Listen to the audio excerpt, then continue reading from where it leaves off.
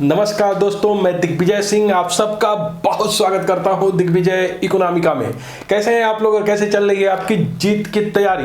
दोस्तों आज के वीडियो में मैं बात करने वाला हूं फिस्कल डेफिसिट के ऊपर, राजकोषीय घाटा के ऊपर। लगातार मेरे व्यूअर बहुत दिनों से फिस्कल डेफिसिट की मांग कर रहे थे और उनका यह कहना था कि सर फिस्कल डेफिसिट का वीडियो जल्दी से जल्दी लाइए, राजकोषीय नीति फिस्कल पॉलिसी का वीडियो जल्दी से जल्दी लाइए, प्राइमरी डेफिसिट को जल्दी से एक्सप्लेन करिए। तो दोस्तों आज मैं इस वीडियो में फिस्कल डेफिसिट को क्रिस्टल क्लियर कॉन्सेप्ट करूंगा। एक ऐसा कॉन्सेप्ट है फिस्कल डेफिसिट जो कि किताबों में कहीं से भी आप पढ़ोगे बहुत क्रिस्टल क्लियर नहीं है और बहुत स्तरीय किताबों में, मैं उसका नाम नहीं लूंगा, उसमें भी गलत दिया हुआ है। तो आप जो है इस वीडियो को बहुत ध्यान से देखेंगे, पूरे वीडियो को बिल्कुल लास्ट तक देखेंगे और आज मैं आपको गारंटी देता हूं कि अगर आप फिस्कल डेफिसिट के पूरा वीडियो देखेंगे तो फिस्कल डेफिसिट के आप मास्टर बन जाएंगे। इस वीडियो में मैं चर्चा करने वाला हूं कॉन्सेप्ट ऑफ फिस्कल डेफिसिट, राजकोषीय घाटे की अवधारणा क्या है। फिर मैं बात करूंगा कि gross fiscal deficit and net fiscal deficit, मतलब सकल राजकोषीय घाटा और निवल राजकोषीय घाटा क्या होते हैं। फिर मैं आपसे बात करूंगा fiscal deficit and public debt, राजकोषीय घाटा और लोक ऋण में क्या समानता और क्या असमानता है। फिर मैं बात करूंगा फाइनेंसिंग ऑफ फिस्कल डेफिसिट, राजकोषीय घाटा को, अगर राजकोषीय घाटा है तो उसका वित्तीयन कैसे करते हैं, उसका मौद्रीकरण कैसे करते हैं, गवर्नमेंट इन रिसोर्सेज को लाती कहां से इस डेफिसिट को पाटने के लिए। और लास्ट में हम बात करेंगे implication and effect of fiscal deficit, मतलब अगर फिस्कल डेफिसिट ग्रोइंग है तो उसका इकोनॉमी में किस तरीके का प्रभाव पड़ता है और उसके क्या निहितार्थ है। तो दोस्तों ये वीडियो बहुत ही अल्टीमेट है और इस वीडियो में चूंकि ये बड़ा हो सकता है इसलिए आज मैं ऊपर के 3 पार्ट को कवर करूंगा, नेक्स्ट वीडियो में 2 पार्ट को कवर करूंगा। तो दोस्तों अब तक अगर आपने दिग्विजय इकोनॉमिका को सब्सक्राइब नहीं किया है तो दिग्विजय इकोनॉमिका को सब्सक्राइब करिए ताकि इकोनॉमिक रिलेटेड सबसे ऑथेंटिक वीडियो और मटेरियल आपको मिल सके। इकोनॉमिक्स का मतलब दिग्विजय इकोनॉमिका। दोस्तों राजकोषीय घाटा क्या है, फिस्कल डेफिसिट क्या है। देखिए 1991 के बजट में सबसे पहले मनमोहन सिंह ने फिस्कल डेफिसिट की बात की भारतीय बजटरी व्यवस्था में। यद्यपि इसके पहले फिस्कल डेफिसिट की अवधारणा तो थी, बट सबसे पहले भारत में फिस्कल डेफिसिट की अवधारणा को लाने का अगर श्रेय दिया जाए तो आप नो डाउट मनमोहन सिंह जी को दे सकते हैं। उन्होंने सबसे पहले 1991 के बजट में इसको प्रस्तुत किया था। देखिए जो राजकोषीय घाटा है ना, जितने भी अन्य घाटा है, चाहे आप रेवेन्यू डेफिसिट कहिए, चाहे इफेक्टिव रेवेन्यू डेफिसिट कहिए, चाहे आप बजटरी डेफिसिट कहिए, चाहे आप जो है कैपिटल डेफिसिट कहिए, चाहे आप जो है प्राइमरी डेफिसिट कहिए, जो सबसे बड़ा और सबसे इंपॉर्टेंट अगर कोई डेफिसिट है, सबसे बड़ा और सबसे इंपॉर्टेंट अगर कोई डेफिसिट है तो वो राजकोषीय घाटा है। कभी भी आप देखोगे आईएमएफ और वर्ल्ड बैंक किसी भी इकोनॉमी के लिए जो टारगेट देते हैं कि आपको अपने जो है इंटरनल वेरिएबल्स को सही करना है, मैक्रो इकोनॉमिक वेरिएबल को टारगेट को प्राप्त करना है, तो हमेशा वो डेफिसिट को फिस्कल डेफिसिट और रेवेन्यू डेफिसिट के टर्म्स में परिभाषित करते हैं। तो दोस्तों फिस्कल डेफिसिट किसी भी इकोनॉमी के लिए इसको घटाना, इसका एक रेशनल लेवल लाना बहुत इंपॉर्टेंट है। तो इस कॉन्सेप्ट को सबसे पहले हम सीखेंगे कि क्या है राजकोषीय घाटे की अवधारणा। तो आइए सबसे पहले हम बात करते हैं कॉन्सेप्ट ऑफ फिस्कल डेफिसिट की, राजकोषीय घाटे की अवधारणा की। देखिए अगर मैं एक शब्द में कहूं, एक शब्द में बहुत ही क्रिस्टल क्लियर कि राजकोषीय घाटा क्या है, तो मुझे जो मैं अपनी बुक लिख रहा हूं उसमें मैंने लिखा है कि जो राजकोषीय घाटा है वो सरकार की एनुअल टोटल लायबिलिटीज है। एनुअल टोटल लायबिलिटीज के रूप में मैंने डिफाइन किया है एनुअल टोटल लायबिलिटीज। बहुत ध्यान से समझिएगा, एनुअल टोटल लायबिलिटीज का मतलब है, एनुअल का मतलब एक वर्ष का, टोटल का मतलब कुल, और लायबिलिटीज का मतलब है देयता। यह जो सरकार की एक वर्ष की कुल देयता को दिखाता है, मतलब एक सरकार एक वर्ष में कहां कहां से बारोइंग की है और क्या क्या उसके ऊपर लायबिलिटी जनरेट हुई है जिसे वो देने वाली है। अगर आप सरकार के एक वर्ष की कुल देयता को आप समझ लें, निकाल लें, कैलकुलेट कर लें, तो वही होगा फिस्कल डेफिसिट। अब प्रश्न ये है कि सरकार का एक साल का कुल घाटा हम कैसे कैलकुलेट करेंगे। सीधा सा सवाल है आपसे कि अगर आपसे पूछा जाए कि आपको सरकार का एक साल का कुल घाटा आपको दिखाना है तो कैसे आप कैलकुलेट करोगे। इस चीज को समझने के लिए आपको बजट समझना पड़ेगा, और मैंने पहले ही बजट बहुत अच्छे से समझाया है, उसको आपको जरूर देखना पड़ेगा फिस्कल डेफिसिट समझने के लिए। मैंने बजट बताया है, मैंने बजट के ABCD भाग की चर्चा की है, जिसमें मैंने revenue receipts, revenue expenditure, capital receipts और कैपिटल एक्सपेंडिचर की बात की है। अगर किसी व्यक्ति को, किसी एस्पिरेंट को, किसी स्टूडेंट को बजट का ABCD नहीं पता है, उसके कंपोनेंट के बारे में नहीं पता है, उसके कैरेक्टरिस्टिक्स के बारे में नहीं पता है, तो कभी भी फिस्कल डेफिसिट को बहुत अच्छे से समझ ही नहीं सकता। इसलिए मेरा आपसे रिक्वेस्ट है कि प्लेलिस्ट में जाइए पब्लिक फाइनेंस वाले और बजट देखिए, और बजट में रेवेन्यू रिसीट्स के ऊपर एक वीडियो है उसको देखिए, एक रेवेन्यू एक्सपेंडिचर के ऊपर वीडियो है उसको देखिए, एक कैपिटल रिसीट्स के ऊपर वीडियो और एक कैपिटल एक्सपेंडिचर के ऊपर। तो इन वीडियो को देखने के बाद ये आपको बहुत ही क्रिस्टल क्लियर समझ में आएगा। चलिए मैं प्रयास कर रहा हूं कि आपको पूरा का पूरा मैं समझा दूं। तो एनुअल टोटल लायबिलिटी है, अर्थात सरकार की एक वर्ष की कुल देयताएं जो है, जो कुल देयता है सरकार का, वो फिस्कल डेफिसिट होती है। अब प्रश्न है कि सरकार का एक वर्ष का कुल देयता, कुल लायबिलिटी जो सरकार को चुकाना है, जिसे वापस करना है, उसे निकालोगे कैसे? देखिए फिस्कल डेफिसिट का जो फार्मूला है वो ऐसे हम लिख सकते हैं, fiscal deficit equal to total expenditure, सरकार के कुल खर्च, बहुत ध्यान से सुनिएगा, total expenditure minus government income. बहुत ध्यान से, अगर मैं ये लिखता हूं कि जो राजकोषीय घाटा है, राजकोषीय घाटा है, ये क्या है? सरकार का कुल खर्च, टोटल एक्सपेंडिचर, कुल व्यय माइनस सरकार की आय, सरकार की आय। अगर इसमें से इसको मैं सब्सट्रैक्ट करूं तो जो फिस्कल डेफिसिट निकल आएगी। कुल खर्च क्या है सरकार का? मैंने कहा कि आपको बजट के ABCD समझना पड़ेगा। सरकार के दो खर्च होते हैं, एक को हम बोलते हैं रेवेन्यू एक्सपेंडिचर, रेवेन्यू एक्सपेंडिचर, और दूसरे को हम बोलते हैं कैपिटल एक्सपेंडिचर, कैपिटल एक्सपेंडिचर। मतलब सरकार दो तरह की खर्च करती है, एक राजस्व खर्च करती है, राजस्व व्यय जो रिकरिंग नेचर की होती है, और दूसरा जो है कैपिटल एक्सपेंडिचर, पूंजीगत खर्च करती है, पूंजीगत व्यय करती है। दो तरह के सरकार हर साल खर्च कर रही होती है। एक राजस्व व्यय, राजस्व व्यय का मतलब क्या है? सरकार हर साल जो रेस्ट ऑफ द वर्ल्ड से लोन दी है उस पर ब्याज देती है, पेंशन देती है, सैलरी देती है, सब्सिडी होती है, मेंटेनेंस के ऊपर खर्च करती है। तो जो गवर्नमेंट के जो एनुअल मेंटेनेंस के ऊपर खर्च है, जो रिकरिंग नेचर के खर्चे हैं, जो कंजम्पटिव नेचर के खर्चे हैं, जो इकोनॉमी को रन करने के लिए खर्च है, वो गवर्नमेंट की रेवेन्यू एक्सपेंडिचर है। लेकिन रेवेन्यू एक्सपेंडिचर के साथ ही साथ सरकार कैपिटल एक्सपेंडिचर भी करती है। पूंजीगत व्यय का मतलब है कि ऐसा खर्च जिससे इकोनॉमी की प्रोडक्शन कैपेसिटी बढ़ जाए, इनकम जनरेशन पावर बढ़ जाए।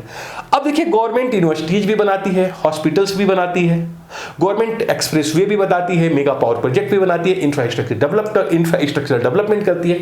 ये जो है लॉन्ग रन के एक्सपेंडिचर है, ये लॉन्ग रन इफेक्ट डालते हैं, आपकी इकोनॉमी प्रोडक्टिव हो जाती है। तो दो तरह की सरकार के खर्च है, एक revenue expenditure plus capital expenditure. एक साल के सरकार के कुल खर्च है। अब देखिए सरकार ने एक साल में कुल खर्च कर दिया, रेवेन्यू प्लस एक्सपेंडिचर, लेकिन प्रश्न है कि सरकार के पास इनकम कितनी थी। अब देखिए इनकम का मतलब यहां पे ये है कि सरकार के पास आमदनी वो कितनी थी जो किसी को देनी नहीं थी, किसी को लौटानी नहीं थी। मतलब गवर्नमेंट की सैलरी कितनी थी, मतलब गवर्नमेंट की आय कितनी थी जो किसी गवर्नमेंट के ऊपर किसी तरह का बर्डन लायबिलिटी नहीं डालती थी।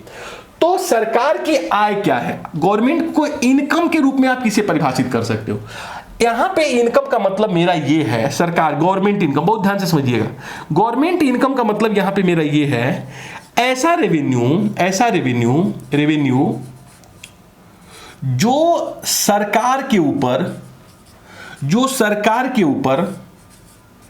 किसी प्रकार की लायबिलिटी ना जनरेट करे, लायबिलिटी जनरेट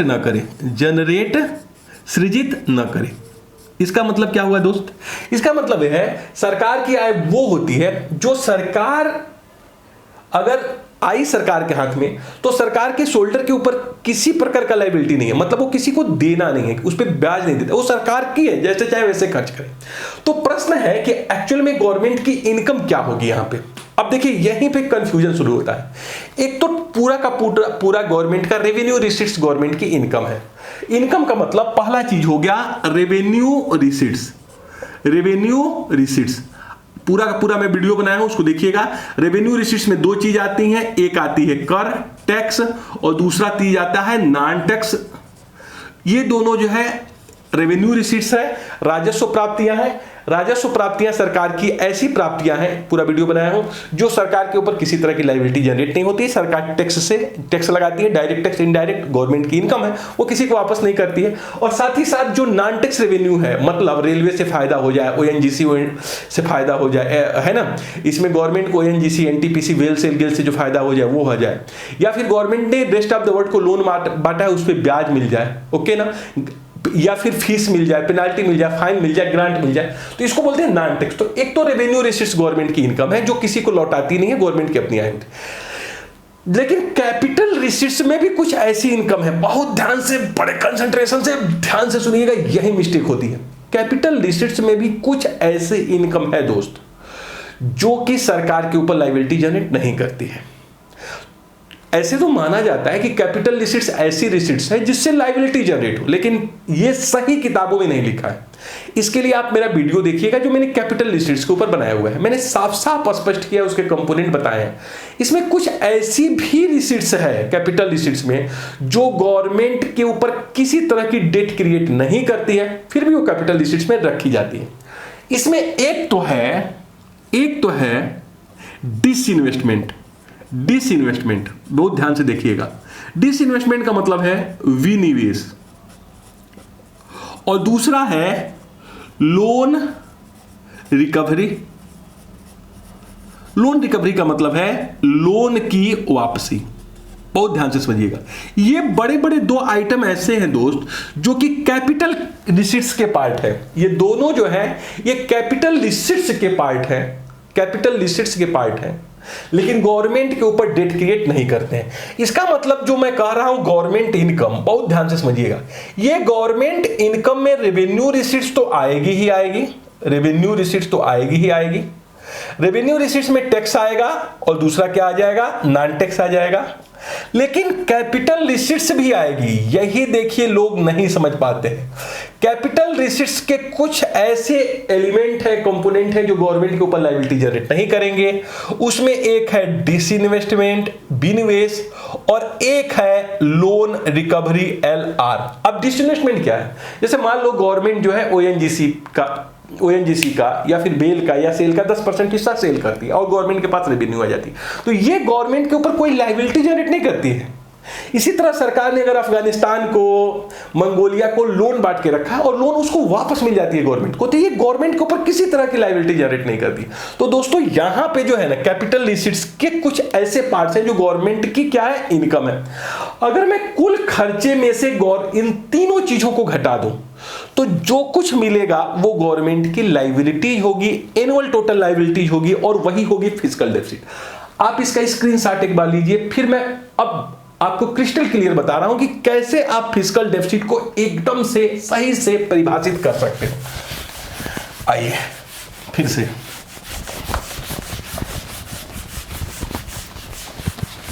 से परिभाषित करते हैं। देखिए, अब मैं कहता हूं कि जो राजकोषीय घाटा है, जो फिस्कल डेफिसिट है हमारा, वो क्या है, ये है टोटल एक्सपेंडिचर, सरकार का कुल खर्च। टोटल एक्सपेंडिचर मतलब कुल व्यय, इसमें राजस्व व्यय भी है और पूंजीगत व्यय भी है। और इसमें से अगर हम रेवेन्यू रिसीट्स प्लस डिसइन्वेस्टमेंट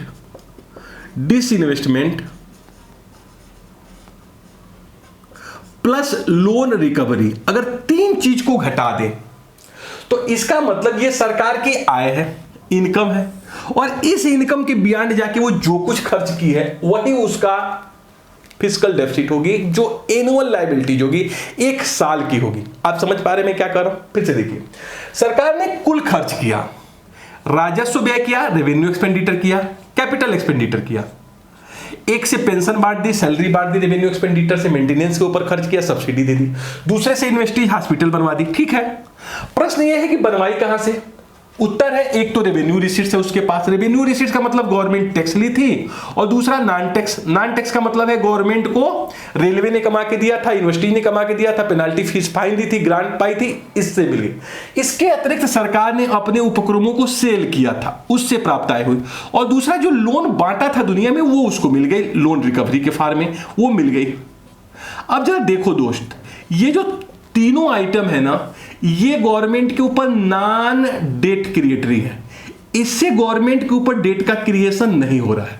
इसका मतलब यही गवर्नमेंट की इनकम है जिसमें रेवेन्यू और कैपिटल रिसीट्स के वो एलिमेंट सम्मिलित हैं जो गवर्नमेंट के ऊपर नॉन डेट क्रिएटरी हैं, जो सरकार के ऊपर ऋण सृजित करते नहीं हैं। इसके ऊपर जो भी सरकार ने खर्च किया है ना, वो कहीं ना कहीं से मांग के किया है, और यही सरकार की एक वर्ष की लायबिलिटीज फिस्कल डेफिसिट दिखाएगा।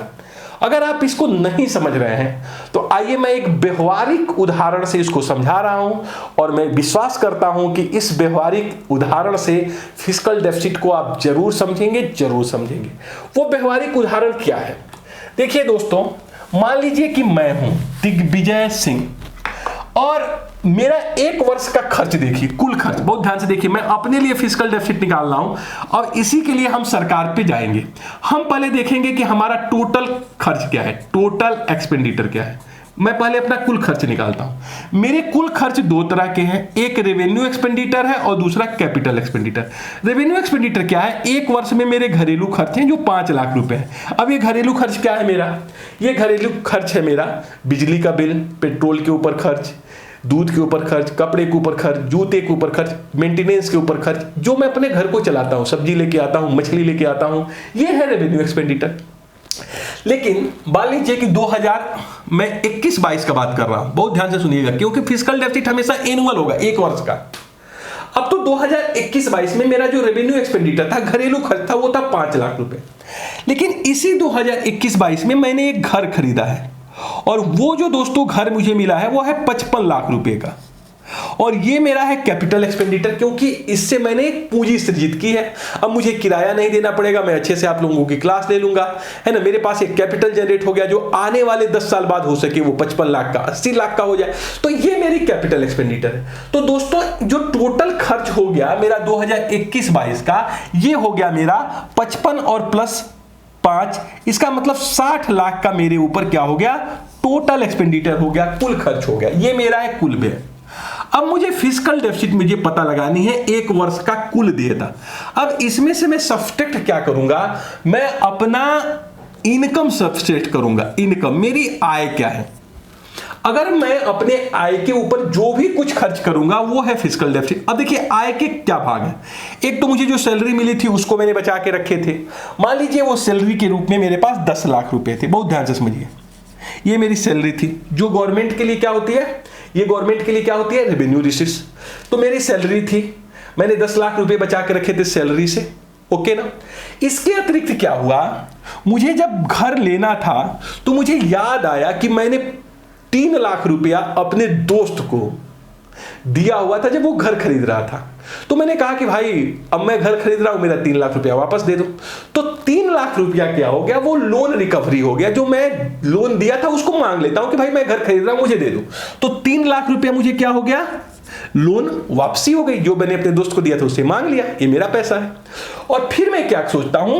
मैं सोचता हूं कि भाई अभी तो मेरे पास 13 लाख है, लेकिन मुझे 60 लाख का घर खरीदना है, तो होगा कैसे? तो मैं सोचता हूं कि कुछ और व्यवस्था करूं। तो मुझे लगता है ना कि मेरे पास एक लखीमपुर खीरी में गांव में एक प्लाट पड़ा हुआ है जो अनप्रोडक्टिव है, मैंने एक बार खरीद के रखी थी, उसको बेच देता हूं, सेल कर देता हूं। मान लो 7 लाख रुपए में मैंने सेल कर लिया, जिसको मैं बोलूंगा डिसइन्वेस्टमेंट, अपने ही चीजों को सेल कर देना, अपने एसेट्स को सेल कर देना। अब वो हो गई 7 लाख का। तो मेरी जो कुल इनकम है दोस्त, कुल इनकम वो कितनी हो गई? 10 + 3 + 7 मतलब 20 लाख रुपए की। अब बहुत ध्यान से सुनिए, 2021-22 में मेरे पास जो कुल मेरी इनकम है 20 लाख, जो कुल खर्चे हैं वो है 60 लाख। इसका मतलब मैं अपने इनकम के बियॉन्ड कितना खर्च किया हूं? आप घटा सकते हो 60 लाख में से 20 लाख। तो अगर 60 लाख में से 20 लाख आप घटाओगे ना तो ये हो गया 40 लाख। यही 40 लाख रुपए फिस्कल डेफिसिट है, एक वर्ष की मेरी लायबिलिटीज है जो मैंने मांगे होंगे अपने रिलेटिव से जो मैं उन्हें वापस करूंगा, वो मैंने मांगे होंगे कॉमर्शियल बैंकों से, वो मैंने मांगे होंगे किसी करीबी दोस्त से, या फिर कहीं से मांगे होंगे जो मुझे विथ इंटरेस्ट पूरे लायबिलिटी के साथ वापस करना पड़ेगा। दोस्तों यही है राजकोषीय घाटा। एक साल की कुल इनकम मेरी 20 लाख, उसी साल का कुल खर्च जो रेवेन्यू और कैपिटल मिला के है 60 लाख, इन दोनों का जो अंतर है ना, ये हो गया 40 लाख। ये 40 लाख रुपया मेरा एनुअल टोटल लायबिलिटीज है। इसी एनुअल टोटल लायबिलिटीज को आप बोलेंगे राजकोषीय घाटा। प्रत्येक साल सरकार खर्चा करती है, रेवेन्यू एक्सपेंडिचर, कैपिटल एक्सपेंडिचर। प्रश्न यह है कि गवर्नमेंट के पास खुद की इनकम उस साल कितनी है। गवर्नमेंट की खुद की इनकम जितनी होती है ना, उससे बहुत ज्यादा गवर्नमेंट खर्च करती है, क्योंकि भारतीय जो गवर्नमेंट है वो एक लोक कल्याणकारी वेलफेयर स्टेट है। आप कई बार पढ़ते होंगे कि सरकार ने वर्ल्ड बैंक से लोन लिया, IMF से लोन लिया, एक्सटर्नल कमर्शियल बारोइंग्स लिया, या फिर किसी देश से बायलैटरल सॉवरेन डेट लिया, या फिर पब्लिक से लोन ले रही है, ट्रेजरी बिल सेल कर रही है, बॉन्ड सेल कर रही है। तो दोस्तों ये जो गवर्नमेंट जो अपने इनकम के बियॉन्ड खर्च कर रही है, वो फिस्कल डेफिसिट है। आमदनी अठन्नी खर्चा रुपया की समस्या सिर्फ हमारे और आपके घरों तक नहीं सीमित है, ये जो है बहुत बड़े पैमाने पे है और ये गवर्नमेंट तक है।